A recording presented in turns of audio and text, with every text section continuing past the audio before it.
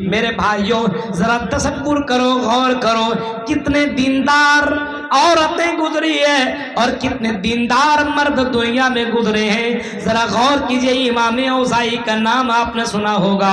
امام اوزاعی فجر کے وقت نماز پڑھنے کے بعد کہیں چلے جاتے تھے اور صبح کے وقت جھاڑو دینے والی، پونچھا لگانے والی ایک نوکرانی آیا کرتی تھی ان کے گھر کے اندر. اور جب وہ نوکرانی اس کے گھر کے اندر آتی تھی اور جب جھاڑو اور پونچھا لگایا کرتی تھے تو امام شافعی جہاں پہ نماز پڑھتے تھے اس عورت کا کہنا تھا، آئی امام شافعی کی بیوی بتاؤ یہاں پہ کسی بچے نے پیشاب تو نہیں کر دیا ہے؟ امام شافعی جہاں پہ نماز پڑھتے ہیں وہاں پہ وہ جگہ بھیگی ہوئی نظر آ رہی ہے.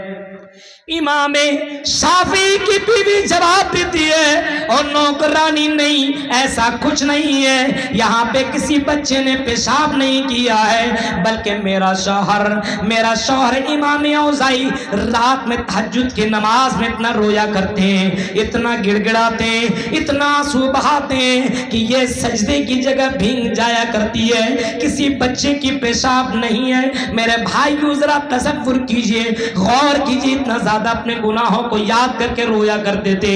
اے مسلمانوں، گناہ پہ گناہ کرنے والوں، اللہ سے ڈرو، اللہ کے عذاب سے ڈرو اور اپنے آپ کو مسلمان بناؤ، اپنے آپ کو ایمان والے بناؤ. اپنی نگاہوں کی حفاظت کرو، اپنے پیروں کی حفاظت کرو، اپنی نظروں کی حفاظت کرو، اپنی کان کی حفاظت کرو، ورنہ کل قیامت کے دن تمہیں ان تمام چیزوں کا حساب تمہیں دینا پڑے گا.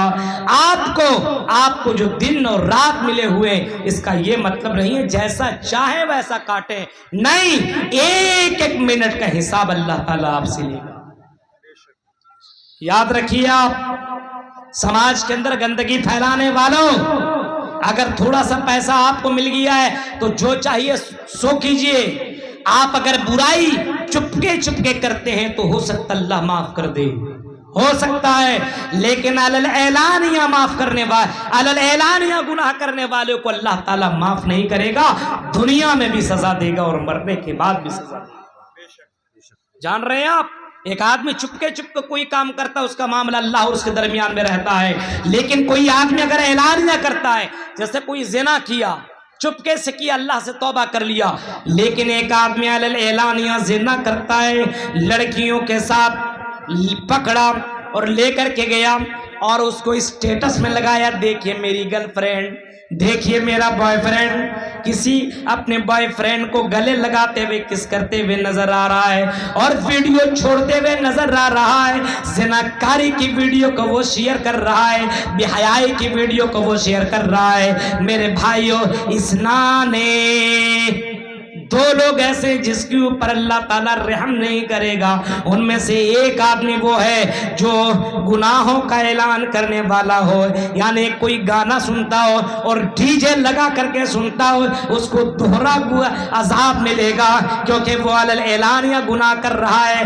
بچہ کیا سمجھے گا کہ جب گانا یہ زور سے لگا رہا ہے، اس کا مطلب یہ گانا سننا جائز ہے. آنے والی فیوچر کو برباد کرنے والوں، آنے والی نسلوں کو تباہ کرنے والوں، آنے والے نسل کو ختم کرنے والوں، کم سے کم اتنا تو سوچو کہ آپ کی ایک برائی کی وجہ سے ایک سماج بگڑ رہا ہے، اور سماج کے بچے اور بچیوں کے اندر بے حیائی آ رہی ہے.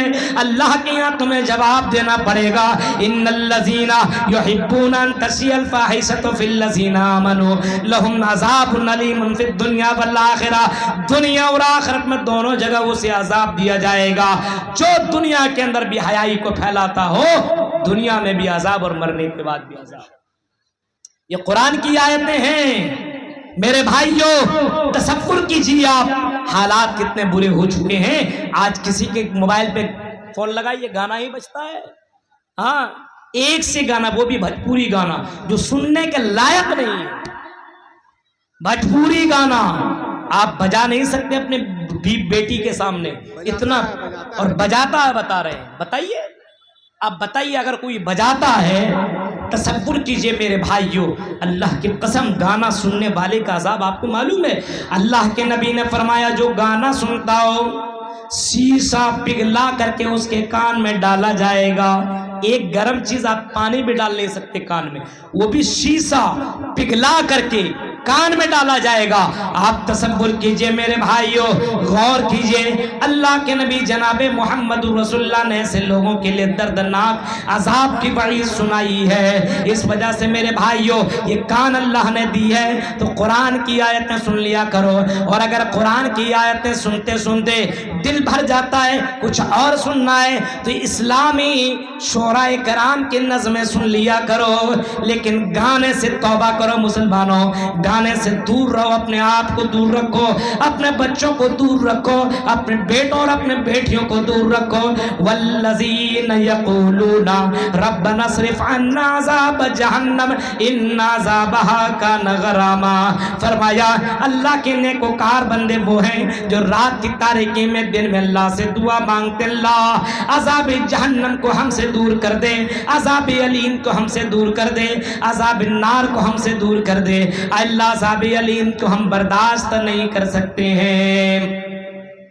عذاب علیم جہنم کا عذاب آپ کو معلوم ہے؟ صحابہ کرام کو دیکھیے، قرآن کی آیتیں سن کر کے اللہ کے نبی کے بارے میں آتا ہے کہ اللہ کے نبی سے کسی صحابی نے پوچھا تو اللہ کے نبی آپ اتنے جلدی بوڑھے کیسے ہو گئے؟ آپ کے یہ بال کیسے سفید ہو گئے اتنی جلدی؟ تو آپ نے فرمایا تو لوگوں اتنا جلدی جو میں تمہیں بوڑھا نظر آ رہا ہوں، میرا بال سفید نظر آ رہا ہے، مجھے فلاں فلاں صورتوں نے مجھے بوڑھا کر دیا ہے، سورہ ہود نے، سورہ واقعہ نے، اور فلاں فلاں صورتوں نے جس کے اندر جہنم کا تذکرہ ہے، جہنم کی آیتوں کو پڑھ پڑھ کر کے میں بوڑھا ہو چکا ہوں، میرا بال سفید ہو چکا ہے۔ جہنم کی آیتیں پڑھنے کے بعد محمد رسول اللہ کی رنگ اتر جایا کرتی تھی، آپ کا بال سفید ہو گیا۔ حضرت ابو بکر صدیق رضی اللہ تعالیٰ عنہ رو رو کر کے حال بحال ہو گئے، حضرت عمر فاروق اتنا زیادہ روئے کہ آپ کی آنکھوں کے نیچے گڈھے پڑ گئے۔ جہنم کو سن کر کے میرے بھائیوں تصور کرو، غور کرو، آج نہیں تو کل تمہیں مرنا ہے، ہمیں مرنا ہے، قبر کے اندر جانا ہے۔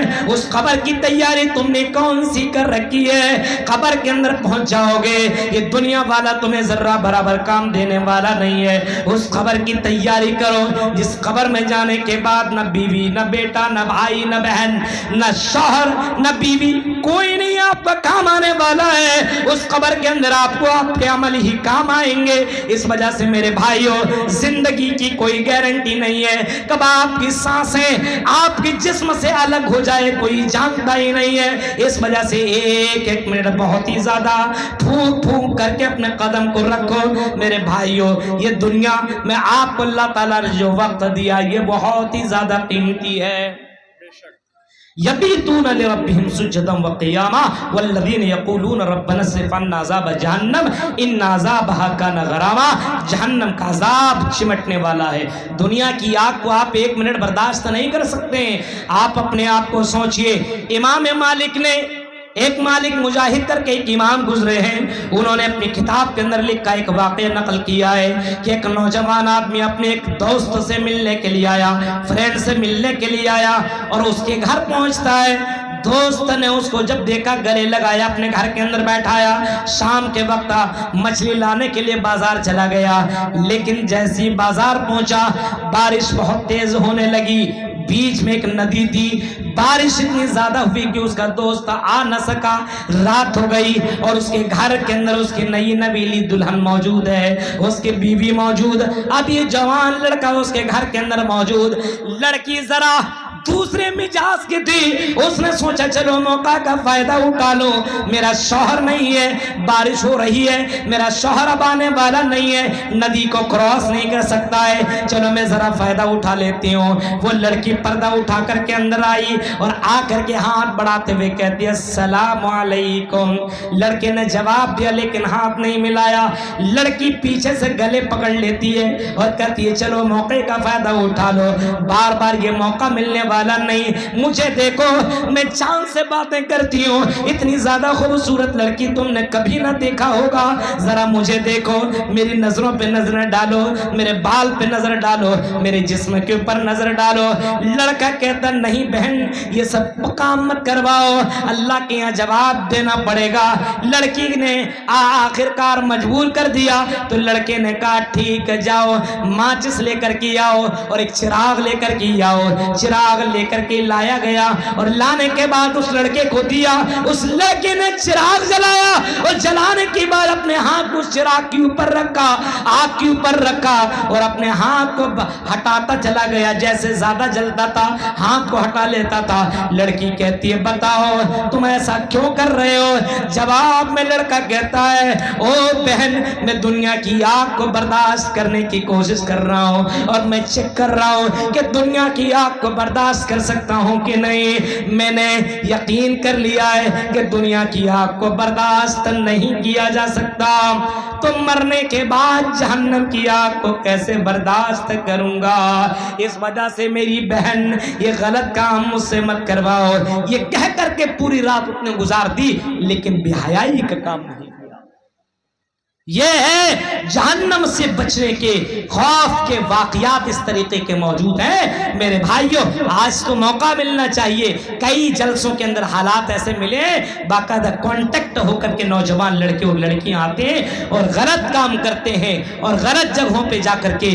میرے بھائیوں ذرا تصور کیجئے, مرنے کا خوف کیجئے. آپ کو مرنا ہے, قبر میں جانا ہے, اس کی تیاری کر لیجئے. یہ دنیا تو مومن کے لیے امتحان کا ہے. دنیا سجن المومن, یہ دنیا مومن کے لیے قید خانہ ہے, کافر کے لیے جنت ہے. بہت ہی زیادہ سمجھ بوجھ کر کے ایمانداری کے ساتھ ہوش حواس کے ساتھ قدم کو پھونک پھونک کر کے رکھنے کی ضرورت ہے. میرے بھائیوں یہ چند اہم باتیں تھیں میں نے آپ کے سامنے رکھی.